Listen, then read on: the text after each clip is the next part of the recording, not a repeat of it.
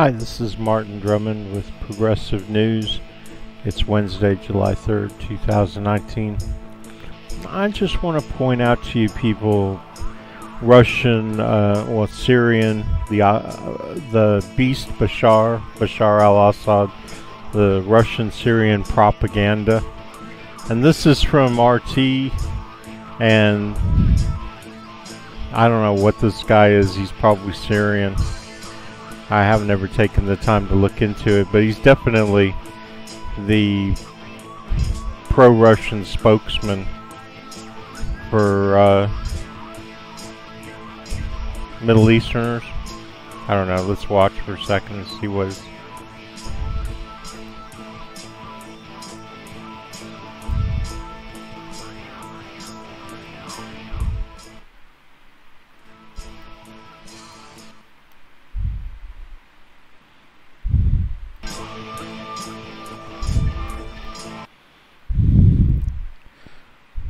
Sorry about that.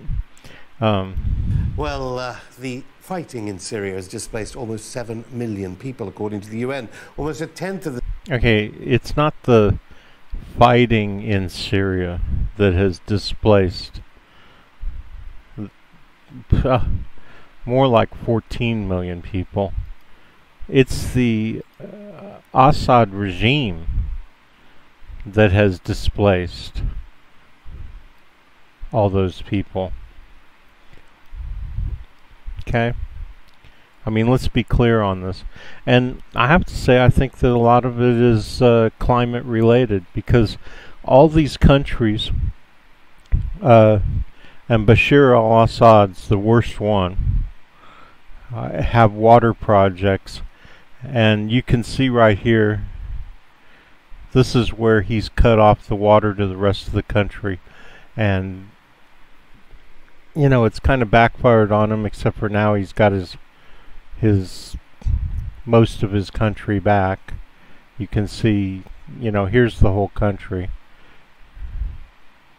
And he's got, well, more than half of it back. But it all started because he did these water projects. Okay, and these water projects, one thing we have to understand about the leadership of just about every country that's run by the rich, right? Which is most countries, except for the few you hear about that are horrible countries like Cuba and Venezuela and Nicaragua, you know.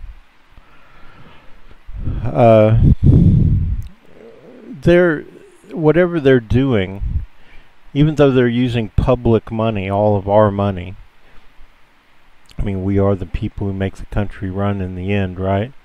With our work. They're using it for themselves, right? So they're making sure that they get plenty of water. Well, so, you know, even though they're cutting off water to Iraq, which is down here, and I'm sure to Jordan and Israel for sure. I'm sure they're doing everything they can not to, you know, share a drop with Israel. And, you know, that I'm not really going to take issue with, because Israel is a pariah on the Middle East anyway. Shouldn't even be there. Should be Palestine. In an ideal world, it would be a Palestine right now. And it would be a country that would be the Muslim equivalent of Lebanon. As a matter of fact, Lebanon isn't Christian anymore because of all the Muslims jamming into the country.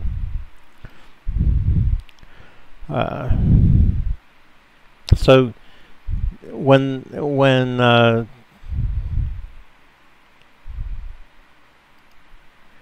when he said that right there, 7 million people, according to the UN. Almost a tenth of the 70 million refugees worldwide in all time. Yeah, and he's going to make out like that's probably going to make out that it's America's fault. And, you know, maybe in some little way, well, or maybe even a big way, I don't know. Because us doing the Iraq thing, the Iraq war, that displaced a whole bunch more Sunni into Syria, which I have to say, the beast Bashar, I think he welcomed it because he supported them against the United States, right? And then they turned on him. So kind of turnabout is fair play kind of thing. But to be honest, it was the beast Bashar who caused the refugee problem. I mean, he's the one who's been bombing the shit out of these people, and they had no one to protect them in the beginning. They were just a bunch of farmers, And why were they upset? Well, because the beast Bashar had taken away all their water and their crops were failing. That was the main catalyst, okay? I mean, yes, a couple of kids wrote some things on some walls and they got taken to jail and tortured or whatever. But that's generally not the reason why a whole country rises up against, So if you want to look at it from that point of view, well, the kids did that and then the people protested, and then the beast Bashar put snipers on the roofs and shot people dead, cold-blooded, and that started the war. Whatever. What you ended up with was all these unarmed Syrians just using their hands and their numbers to run all of the beast Bashar's troops out of their areas. And if we could go back, which we can't, because they're not making it available online, you would see where all of this just about was either, and then on top of that, you get all the ISIS and ISIL and Al Qaeda in Iraq and Syria and the Kurds and everybody, and they all want to take a chunk, and they also are the only people who know how to fight, right? So you get all these armed groups, and the Syrian people, of course, welcoming them.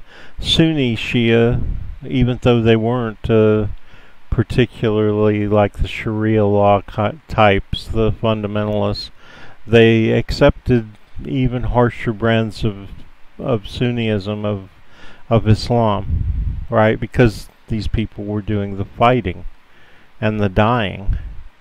So that's how that happens, okay? But this guy, he's a bit of a joke. I mean, he's just on there because he's saying what the Russians want him to say. But the fact is the Russians hate the Muslims more than Americans do, and you know how much Americans, generally speaking, hate Muslims. I mean, our whole country is like completely turned against them, and I don't see how you can look at the Middle East and not see that there's a genocide going on right in here. I mean, these are all bombs falling. Turkish, American, the Americans have slowed down considerably since this is all over. The fighting down here kind of to force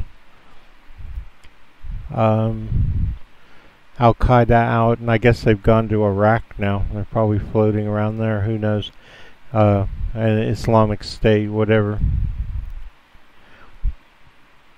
But the main thing is, all I'm really wanting to talk to here is watch out, because guys like this, you can get good information from them. You can find out what America's up to that it shouldn't be up to, because, well, we're definitely have no good intentions in the Middle East or in the world, anywhere. All we're about is banana republics, you know. That's the kind of people who we send overseas, so what else are you going to get, right? So you can get good information, but at the same time, he's going to lie his ass off about Russia and regimes dictators like the beast Bashar, right? He's going to lie his ass off. Oh, it's all everybody's fault but theirs. They're the ones who are trying to save the country. They're the legitimate leaders of the country. Nobody invited the Americans in. Oh, but they invited the Russians in. No, the Syrian people didn't invite the Russians in. The beast Bashar was getting his ass kicked all over the place, and he begged the Russians to help him. So, I mean, let's get our story straight, right, about these countries. And idiots like Tulsi Gabbard who run over there going, ooh, Beast Bashar, we know that they're all lying about you. No, everybody knows the truth about Syria. I mean, it's not hard to see the truth. Syrian bombs, Russian bombs falling. And at one point, this that's just up here now was all over the country. I mean, they were just bombing the shit out of their own people. And I'll tell you something, you will probably never know this, but probably over 1 million people died. I mean, it was officially at 250,000 in like 2013. And now they don't talk about it. Nobody talks about it. I have not heard an estimate of how many people have died in the Syrian since 2011 when it started in 5 years. Americans don't talk about it. America doesn't talk about it. American news doesn't talk about it. If they say anything, they say some weird number in an offhand way.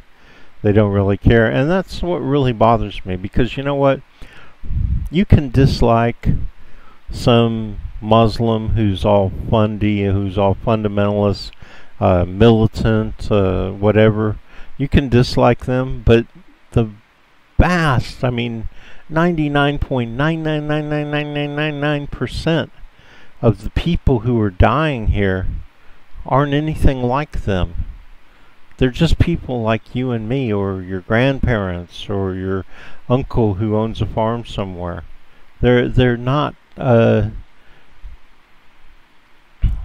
you know, yeah, sure, they may say, we really don't approve of the United States supporting Israel and Israel taking over the state of Palestine, running all the... Sure, but you know what? I say the same thing. I don't support the United States support of Israel taking over all this land from the Palestinians, taking it away from them, and loads of European Jews just piling into Israel in order to take over the country. And you know what? The same thing's happening in Syria. What do you think Bashar, the beast Bashar, is paying all these Iranians who are fighting for him? How do you think he's paying them? Well, they're going to get the land that they take over from Syrians. So what are they doing? They're forcing the people who they don't like and who they would starve to death and make go without water, so they can't have crops, so that they're forced to work in sweat houses in beast Bashar factories or something just to survive. Right? Isn't that what they're doing? They're running them all. So all this red area in here, that's where they've run all those people off. All that's left for those people, 20 million people, over 20 million. I think it's like 22 million Sunnis out of 25 million Syrians. They basically had all of this. All the yellow, all the red, the green, and the green. And the beast Bashar and his tiny minority of Alawites, which is their sect of Shia Muslims, I think, or maybe Sunni, I don't know. You know, all they really had was Latakia here, and they took over Damascus for themselves. And then they took over everything in between, of course, and made it Syria their country, even though they're a tiny minority of the people. But I would bet that if you look back in ancient history, the Assads and the Alawites were some great warlike, Sumerians, Assyrians, whatever, and that they have this great tradition of dominating and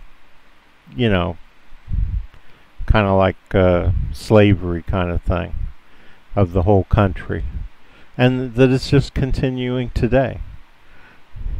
So all those people crammed in here, and basically before Turkey came in and started protecting them, these are all Turkish points, and thank God for Turkey. I don't care what possible reasons they have or whatever.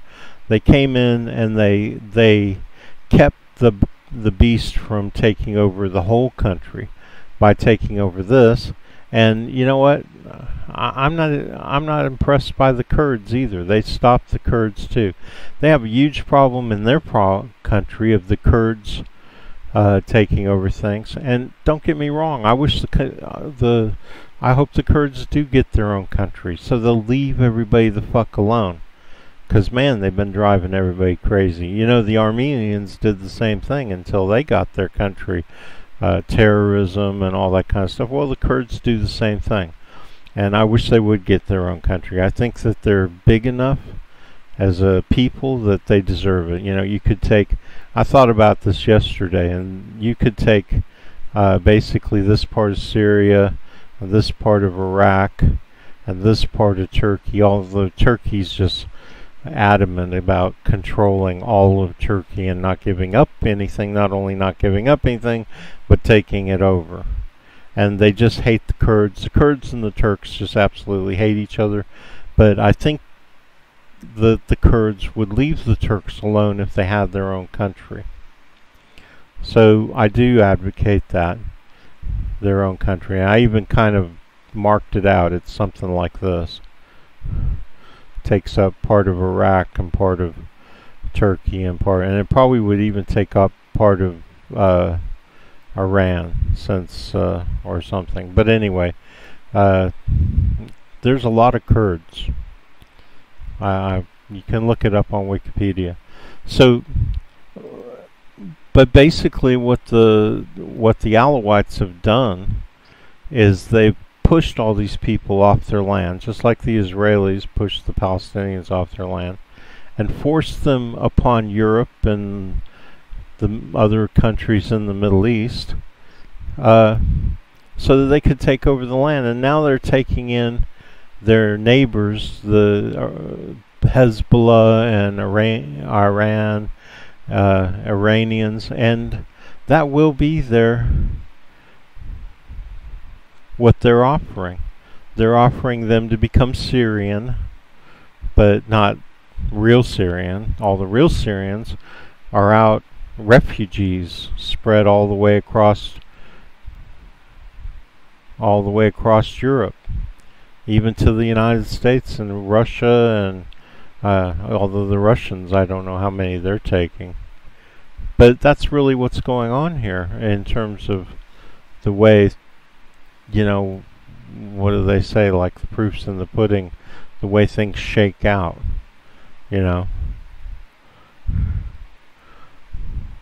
And you can see the same thing, similar things in every conflict.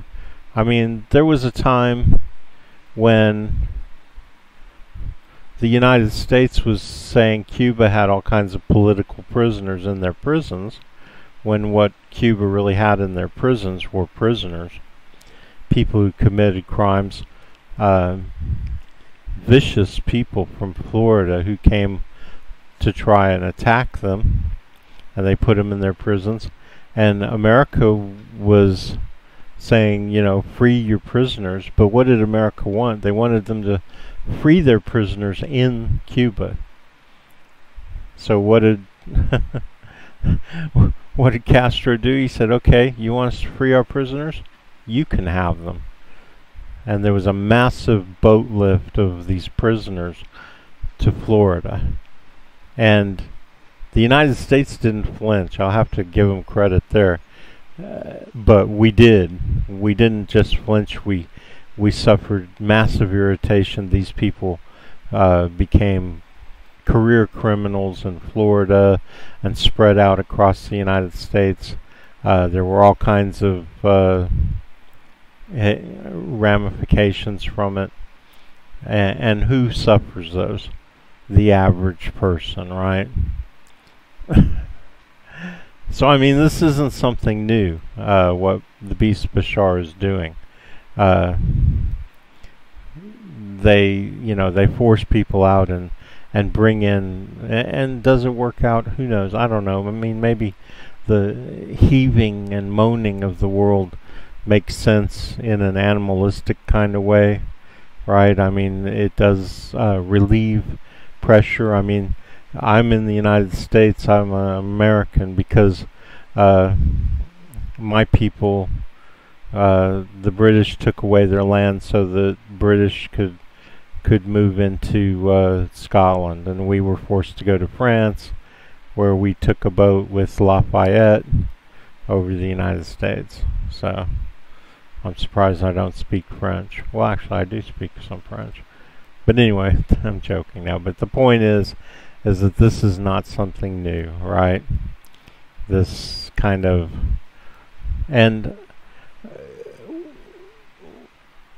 when I look at the overpopulation problem, I mean, there's tons of land, right? Like my philosophy teacher told me at University of St. Thomas, you can fly over East Texas for a whole day, just flying in a plane, like a little airplane. Apparently he did it, and see nobody. So there's land. That isn't really the issue. The issue is whether we have the will or whether we have the technology to take care of the people that are in the world, right? Or in our jurisdiction at least. And then you have to ask yourself, well, if other people come because they see you're taking care of your people, so they want to become members of your, the United States. So they want to come to the United States because they see the Americans are taken care of better than the lives they have in Guatemala or Mexico or wherever, right?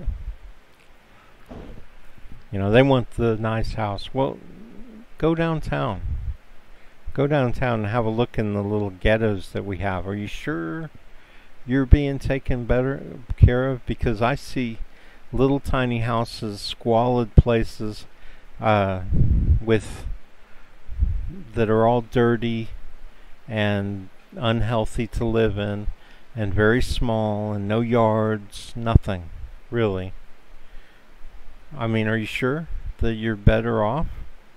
Because that's what you're going to get if you come in at the bottom in the U.S. And a lot of those people shouldn't even be at the bottom, right? They've been here for hundreds of years. So, I don't know. I'm getting off the subject of propaganda, which, this is definitely. But in a way, all the stuff that I'm talking about, it is propagandized by both sides. The Russians propagandized it one way in their favor and in favor of the Syrians. And then Iranian TV, they're all the same. They've all got, when I watch, like when I go through this stuff, and Press TV, U.S. says Iran has been violating 2015 nuclear deal. Well, but then they have stuff saying that they're bragging that they've done more uranium enrichment, So, they're going over the hill. Now, you won't get very much in the way of American propagandization in my news feeds here. The stuff I watch in order to make my playlist and do my shows, because I just got tired of it. CNN, CBS, NBC, ABC. It just became pointless. I mean, I could get the information that I wanted, and by information I mean facts. I mean stuff that you can rely on to be based in reality. I could get it from Democracy Now! And I don't see any on here right here, but The Real News and a number of different outlets. Don't really watch Thom Hartmann much, but I keep him around just in case he has something interesting to say. The Jimmy Dore Show, even though he's just fucked on Syria. He doesn't know jack shit about Syria. I don't know why. Maybe he's of Syrian descent.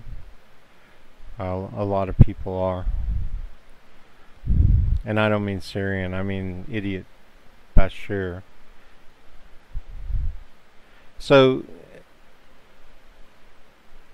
I mean, all I'm saying as far as propagandization is, be aware, that they're lying their asses off. They'll all tell you that the beast Bashar never dropped a drop of, chemical weapons. Bullshit. He did it all the time. He does it all the time. And they'll say, why would he? He's winning. Well, first of all, he wasn't winning. He used chemical weapons to help him win, as a matter of fact. But no, he uses them. You want to know the reason? Why? To scare the living shit out of his enemies. The idea that he can take a chemical that he can produce massive amounts of, chlorine, and drop it on people and kill hundreds. I mean, if he's just dropping them to kill a few people, to say, you know what I could do? That's what terrorists do, right? They blow off a bomb somewhere and they're like, yeah, I can keep on blowing them up if you don't listen to me, right?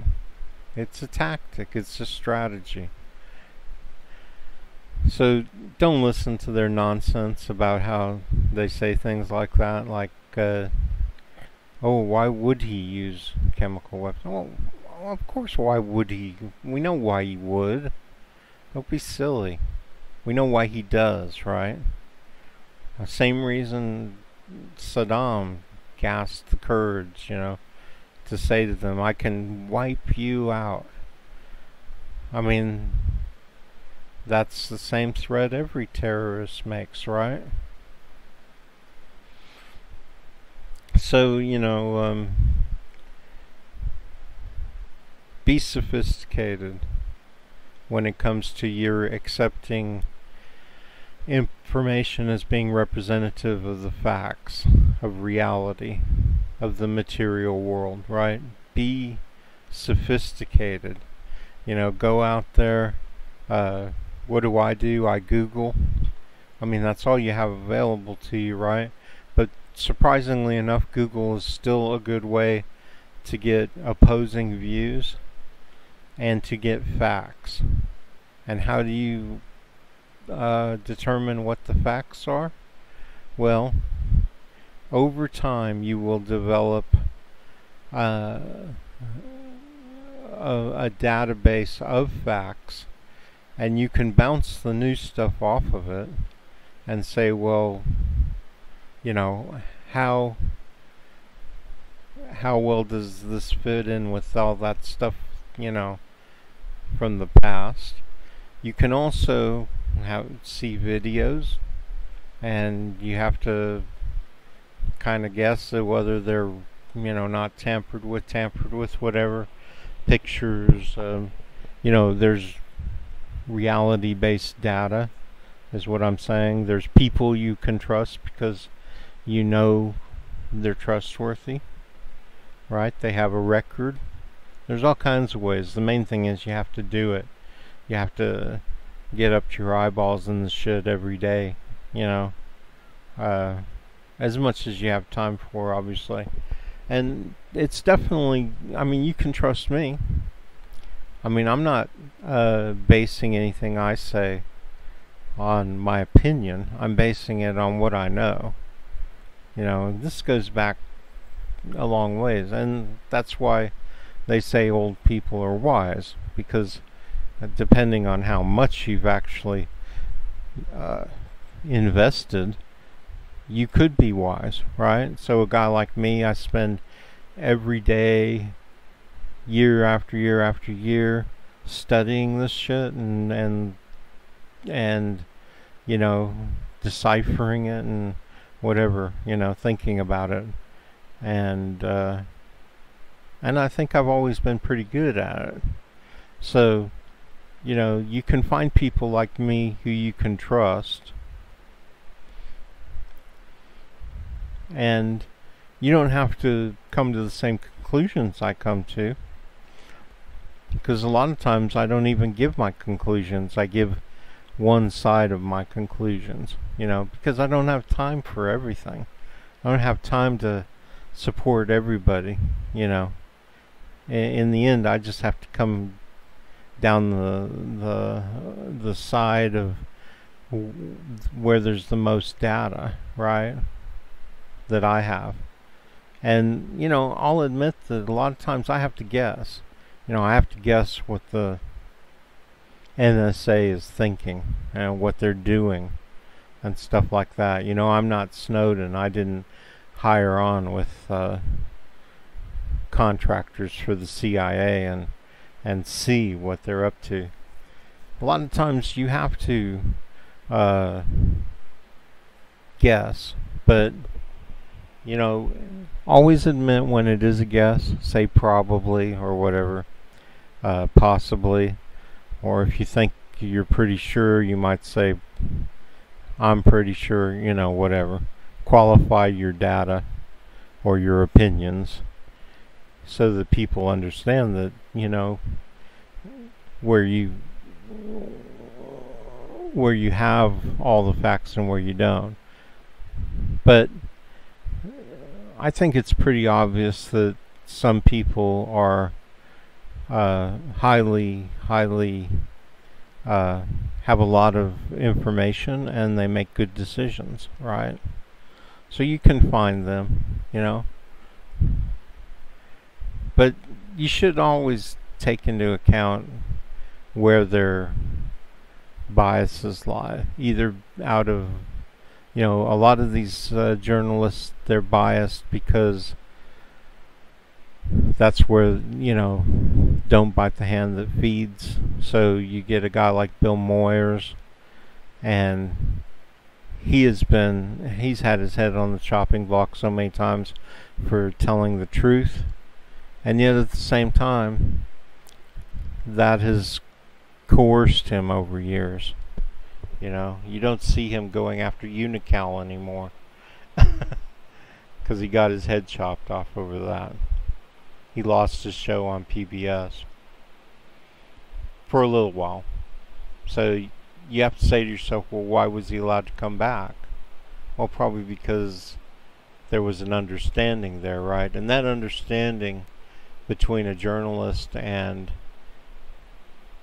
his enemies compromises that journalist. I mean, a guy like me, I don't have anybody except for my internet provider, you know, or YouTube or Google, you know, but they're not messing with me over what I have to say. So far, I don't have to be biased in any way except for by what I perceive as being, you know, my model of reality. That's what I'm most influenced by. And so I'm done bringing you as much of that reality as I could in 34 minutes.